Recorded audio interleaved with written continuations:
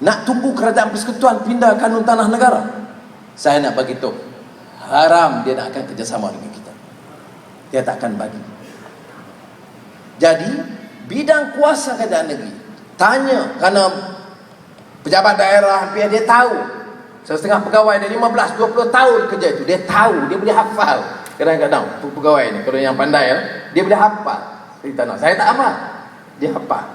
Tanya dia, sampai ke exco, tanya penasihat undang-undang, boleh dilaksanakan.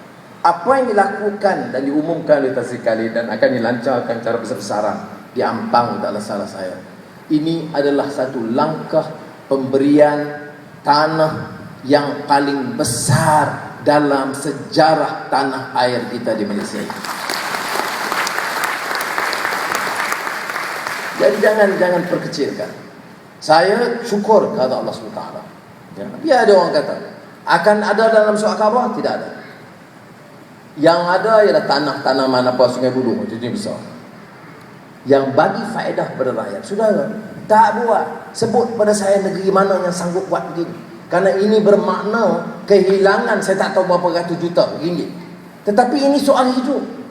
Seorang duduk, walaupun duduk Gombak, tanah mahal, tanah dia nak bayar macam mana, 100,000, 200,000, tak mampu dia bayar. Dan saya sebut, tahun 60-an seorang menteri Mesir,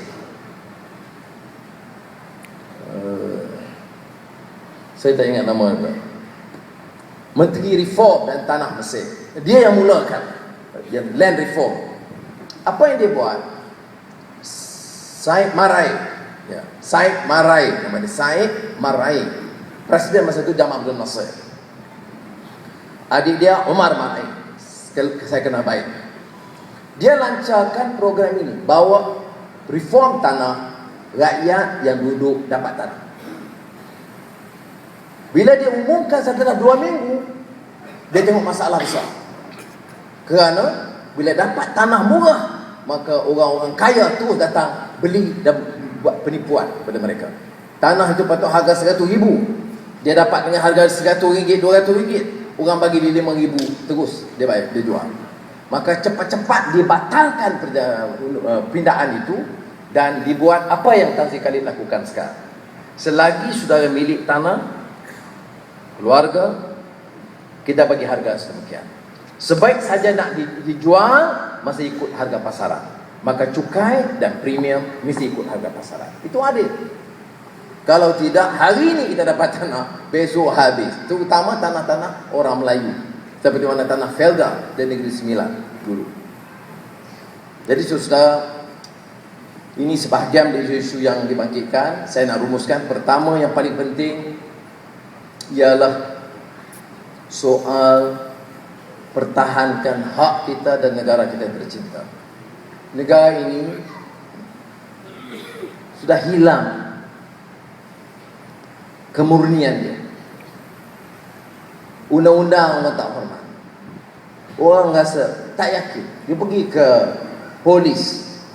Ramai polis yang baik yang jalankan tanggungjawab. Tetapi kerana kegagalan sistem itu, orang mula pertikai. Cuba dicerca seolah-olah yang rasuah ini pegawai. Kebetulan pegawai kasta yang terlibat. Saya 8 tahun jaga kasta. Saya tak nafi memang ada masalah rasuah dalam kasta. Tetapi saya nak pertahankan majoriti pegawai kasta jalankan tanggungjawab mereka cukup membanggakan. Saya boleh catat tiap tahun bagaimana urusan kecekapan mereka, keupayaan mereka mendapat dana yang jauh lebih besar dari negara, untuk negara, untuk Kementerian Kewangan masa itu. Kerana tiap belanjawan saya kaji, maka tidak adil untuk dihukum. Apatah lagi kerana melibatkan nyawa orang korban. Saya bukan nak pilih, nak kata nak pertahankan semua pegawai, tidak.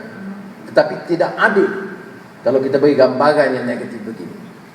Seolah-olah pimpinan politik itu baik belaka. Saudara, masalah di negara kita ini yang paling korup, paling rasuah, paling zalim ialah pemimpin politik di atas. Ini yang mesti kita betulkan dulu.